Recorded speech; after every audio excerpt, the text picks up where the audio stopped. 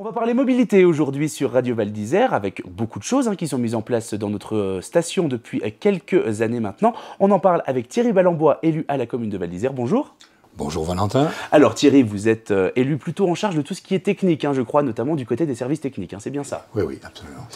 Alors on va parler donc, comme je le disais en introduction, mobilité, avec là aussi, comme je le disais, beaucoup de choses qui sont mises en place, notamment cette navette entre Tignes et Val d'Isère. C'est une nouveauté qui avait été mise en place pour la première fois cet été, et ça revient cet hiver. Pourquoi avoir décidé de remettre cette navette en route?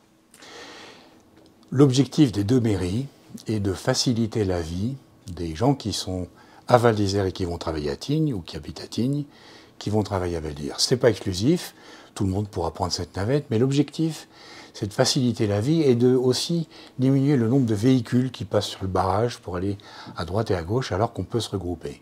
Cet été, vous avez raison, on a fait une expérience, on a mis en place une navette de 22 places qui a tourné l'été, un certain nombre de fois par jour. Au total, il y a eu 9000 usagers qui ont utilisé. J'étais à 10 000, pardon. 9000 ou 10 000, enfin bon, on n'est pas à près. Disons que c'était très encourageant. Oui, c'était en tout cas bien plus que ce que vous espériez. Exactement, c'était supérieur, donc on s'est dit que ça correspondait à un besoin.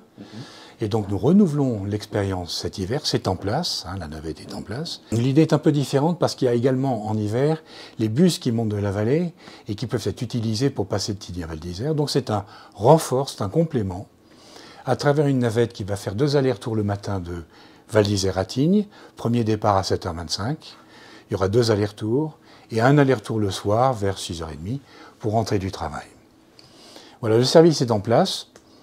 C'est facile à le prendre puisque la navette qui est à Val d'Isère, il y a marqué Tignes en haut, c'est très facile. Ça se prend à la daille d'ailleurs. Ça se prend à la daille. Alors le parcours c'est la daille, on s'arrête à la Recula à Villaret-Dugnal, au Villaret-Dugnal, et on est à Tignes 1800. À partir de la daille et de Tignes 1800, c'est les transports en commun des deux communes qui peuvent être utilisés.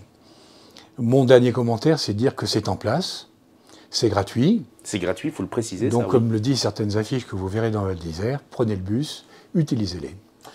Justement, 2 bus le matin, 2 bus le soir. Dans l'idée, j'imagine, de surtout faire venir les travailleurs de Tignes à Val d'Isère ou inversement. Est-ce qu'on pourrait imaginer, parce que j'imagine que ça aura un grand succès cet hiver, d'augmenter l'amplitude horaire de ces navettes? Oui, alors tout est à l'étude. C'est une expérience, c'est un test. On a coutume de dire que c'est le client qui décide. Et donc, effectivement, si, par exemple, le succès est au rendez-vous, l'année prochaine, ou même en cours de saison, on peut intensifier. Si les horaires ne sont pas exactement ceux qui collent, on peut les modifier. Les horaires seront disponibles sur le site de la mairie de Val d'Isère, donc on peut se renseigner, et on pourra les faire évoluer le cas échéant. Et on va parler aussi des prestataires qui font ce service de navette. Pour l'instant, c'est le service Valbus, un filiale de Val d'Isère Téléphérique, qui s'en occupe. Mais je crois que dans quelques jours, ça va devenir moite-moite entre la STVI et la STGM. Oui, j'aurais dû le dire. Ce travail de mise en place a été fait en collaboration avec les 2 sociétés de remontée mécanique, qu'il faut remercier au passage, la STVI et la STGM. Et effectivement, ce sont ces 2 sociétés qui vont opérer les navettes. Donc voilà pour ce service de navette qui va, je pense, rendre un grand service aux travailleurs tignards et avalins, mais également aux vacanciers, puisque souvent on peut peut-être avoir terminé l'après-ski un petit peu tard à Tignes ou Val d'Isère et rester bloqué. Cette navette pourra en aider beaucoup. On va parler aussi stationnement. Aujourd'hui, je crois que c'est un sujet que vous maîtrisez très bien, puisque lors des points consacrés au sujet des parkings en conseil municipal, c'est souvent vous qui les présentez. Alors, Val d'Isère utilise les services de la SAGS, délégataire de services pour les parkings avalins. J'ai l'impression, alors peut-être que ce n'est qu'une impression, qu'il y a encore plus de problèmes de stationnement pour les locaux cette année que les années précédentes. Est-ce que c'est vrai? Est-ce que c'est faux? Nous avons eu... Alors comment ça se passe les réservations? Il y a une date qui est donnée à partir de laquelle chacun peut réserver un abonnement. Puis ensuite, on se rapproche du début de la saison et on concrétise en payant son abonnement et en prenant l'abonnement. Au moment de la réservation, à la date dite, il y a eu un peu de tension. Il y a eu un peu de tension, comme ça arrive pratiquement chaque année, et comme ça arrive ailleurs. Oui, parce que c'est en gros la grosse information de l'intersaison, quand est-ce qu'ouvrent les réservations en ligne. Donc forcément, tout le monde se connecte le même jour, voilà. Et ça bug. Et c'est un peu la compétition pour avoir un abonnement. Cette année, on a eu une petite difficulté, qui n'était pas un bug au niveau du système de réservation de la SAGS, mais du système de paiement, Quand vous payez avec une carte, il y a des systèmes de cybersécurité qui se mettent en route, et certaines cartes ne passaient pas dans le système, donc ça a complexifié. Bon, cela dit, maintenant c'est rentré dans l'ordre, les clients viennent prendre leur abonnement, et le responsable de la SAGS me disait que les choses fonctionnent normalement. Mais beaucoup de gens qui n'ont pas de place de parking cette année. Alors vous avez trouvé une solution en demandant aux gens, ou en proposant plutôt aux gens, d'aller stationner son véhicule au parking des Alpins à Bourg-Saint-Maurice. Oui, ça c'est quelque chose d'important. Il y a 2000 places de parking couverts à Val d'Isère. Ça suffit. Oui, parce que les parkings sont pleins 3 jours par an en gros. Voilà. Il y a 2 jours autour du 1er janvier où c'est un peu difficile, mais sinon le nombre de places est suffisant, avec une petite tension à certains moments. Mais on peut s'interroger. Lorsque quelqu'un vient travailler à Val d'Isère, monte ses affaires, gare sa voiture dans un parking et ne l'utilise plus, quel est l'intérêt de le monter à Val d'Isère? L'abonnement, alors un des parkings de Bourg-Saint-Maurice, qui s'appelle le parking des Alpins, est également géré par SAGS, AED. Le prix de l'abonnement aux Alpins, c'est entre un tiers et la moitié du prix de Val d'Isère, selon que vous comparez au parking du centre ou aux autres. Donc, on peut vraiment s'interroger et se dire pourquoi ne pas se garer en bas. Plus de problème de chaîne, plus de problème de neige, plus de problème de risque. Ce parking est impeccable, il est neuf, extrêmement propre. Pas de fuite. Pas de fuite. Et donc, impeccable, quoi. Alors, là encore, c'est toujours pareil, c'est l'utilisateur qui va décider. Donc, ce que nous avons fait, c'est simplement mentionner au moment de la réservation au client, bon, bah, vous avez 4 parkings couverts à Val d'Isère, plus un parking à Bourg-Saint-Maurice.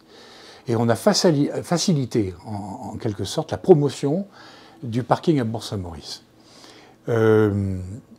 Beaucoup trop tôt pour conclure, de savoir si ça donne des résultats ou pas. Je crois qu'il est plein quand même, ce parking des Alpins. Hein. Il n'est pas plein, mais le nombre d'abonnements a été multiplié par 4 entre l'année dernière et cette année. Donc nous, on a tendance, enfin on pourrait se dire que au moins on va dans la bonne direction, et que peut-être c'est un peu à cause de cette action que les abonnements sont montés. C'est trop tôt pour conclure. Mais si, en fin de saison, il se confirme que le parking des Alpins est utilisé, alors ça montre la voie. Parce que l'avenir est peut-être plus de garer les voitures en bas qu'à Val d'Isère. Mais la question qui se pose, une fois qu'on a garé son véhicule à Bourg-Saint-Maurice, comment on accède à Val d'Isère? Et là, je crois que c'était en conseil municipal, peut-être à l'intersaison ou en fin d'été, que le projet avait été évoqué pour la première fois. Mise en place d'une navette directement depuis ce parking. On est passé après sur un système de taxi. Racontez-nous. Vous êtes utilisateur, vous garez votre voiture au parking des Alpins. Vous devez monter à Val d'Isère. Vous avez un choix privé. C'est vous qui décidez. Blablacar, vous ici, le covoiturage, un copain, une copine qui vient vous prendre. Ça peut être descendre à la gare et prendre une navette. Et donc, il y a un ensemble de moyens. Nous avons pensé qu'en plus de tous ces moyens, on pouvait imaginer d'avoir une sorte de navette privée ou un taxi privé. Encore une fois, tout ça, c'est du privé. La mairie n'est pas impliquée. Simplement, une société privée de taxi avait dit être prête à emmener à un tarif très intéressant les clients du parking des Alpins sur Val d'Isère, à condition que les personnes soient au moins 5 dans chaque voiture. Et donc ce service a été présenté, comme les autres, au moment des réservations. Force est de constater, pour le moment, à date d'aujourd'hui, qu'il y a une demande apparemment manifeste pour se garer en bas, et il y a eu un coup de téléphone sur l'opération taxi. Donc peut-être que finalement cette opération n'est pas une bonne opération. Si c'est le cas, on laissera tomber l'année prochaine. Question qui vient de m'arriver, là vous m'avez dit 2000 places de parking à Val d'Isère. Est-ce qu'on a une idée du ratio entre places ouvertes à la location saison et places ouvertes pour les vacanciers? Il y a un quota. Il y a un quota qui est... c'est un quota d'abonnement. C'est-à-dire que dans un parking donné, un certain nombre de places sont réservées pour les abonnements. Un certain nombre de places sont réservées pour les gens qui viennent à la journée. Et ces quotas sont différents en fonction des parkings, évidemment. Et ces quotas sont différents en fonction des parkings. Par exemple, le parking du centre a plus vocation à accueillir des personnes à la journée que le parking du Cré, par exemple. On va également parler de l'un des projets importants dont vous aviez parlé durant la campagne municipale, le projet de création d'un hub à la Daille. Alors expliquez-nous déjà ce que c'est qu'un hub. La politique de l'équipe municipale et du maire est de favoriser un Val d'Isère avec moins de voitures, plus de transports en commun, plus agréable, plus silencieux, comme on l'a déjà dit. Ceci passe par moins de cars, voire plus de cars dans le Val d'Isère. Ce qui veut dire que les cars qui montent de la vallée pour apporter des clients s'arrêteraient à la Daille et seraient parqués à la Daille, puis ensuite les clients passeraient sur les transports en commun. Pour arriver à cet objectif, il faut construire un hub. Un hub, c'est en fait une gare routière, mais c'est une gare routière qui est étanche. Les cars ne dépasseront pas ce point-là. Ça, c'est un projet très important, stratégiquement, et c'est un projet absolument en cours. On travaille dessus, le projet avance, il n'est pas du tout abandonné, mais il est lourd. On peut imaginer que construire un truc comme ça, il y aura beaucoup de voyageurs. Ça veut dire des questions de foncier, ça veut dire des questions d'emplacement, des questions d'investissement, de permis de construire, ça veut dire des questions de sécurité. Puisque, comme on sait, à Val d'Isère, comme partout, il y a des plans de prévention des risques naturels et d'inondation. Et donc les services de l'État sont partie prenante. Ça fait donc beaucoup d'acteurs à mettre d'accord sur un projet. Et il ne faut pas s'étonner, ce n'est pas des projets qui... Oui, ça ne se fait pas en 6 mois. Qui ne se font pas en 6 mois. Mais c'est un projet important, c'est un projet en cours. Et quand il aura un peu plus avancé, on communiquera là-dessus. Oui, on n'a pas du tout de calendrier pour l'instant, c'est encore un petit peu trop tôt. Non, c'est long et c'est incertain. Les délais ne sont pas... on ne peut pas dire, voilà, on va aboutir à telle date. On va le plus vite possible. Oui, on ne peut pas dire premier coup de pioche à telle date, là, il n'y a encore rien de précisé. Non. Eh bien, merci beaucoup Thierry Ballembois pour nous avoir donné toutes ces infos. Restez avec nous, fin de cette interview ici. On va continuer avec une autre interview qu'on diffusera un petit peu plus tard, cette fois-ci concernant la fibre.